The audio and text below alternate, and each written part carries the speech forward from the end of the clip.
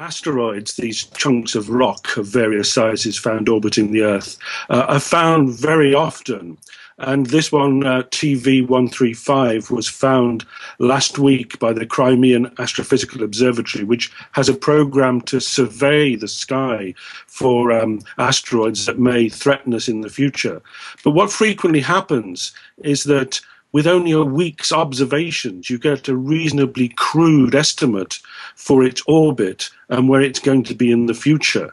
And from that week's observations, you calculate that there's a 1 in 63,000 chance that in 2032 it might be in the vicinity of the Earth. It might actually intersect the globe of the Earth. What usually happens is that when you've got more than a week's observations, several weeks or a month or so, you're able to get a much better orbit, a much better precision.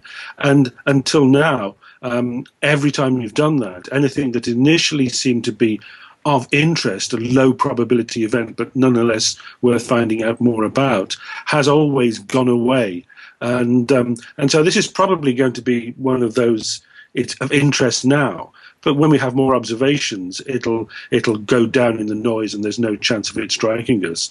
But of course, the whole point of doing this is that at some stage, we don't know whether it's tomorrow or in 100,000 years, we'll find an object which doesn't go away, and that will eventually, the more we observe it, threaten us more and more.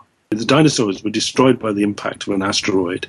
And looking back through geological time, there are several occasions when life has been dramatically affected. Mass extinctions have happened on planet Earth. And although this is unlikely in yours or my lifetime, it is possible it might happen tomorrow. It's possible it might not happen for 100,000 years, but sooner or later it will. And I think everybody, has this science fiction notion in the back of their mind as to suppose you got the alert. Suppose we were told that in just 5 days, 10 days, 50 days, this thing was on an impact with us. And at the moment, we could do nothing about it whatsoever. If it was a smallish object, we could probably, as it got closer, determine where on the Earth it was going to strike and try and get people out of the way. If it was an object, a mile or two across, then, it might not matter where you are on planet Earth, you would still be killed by it.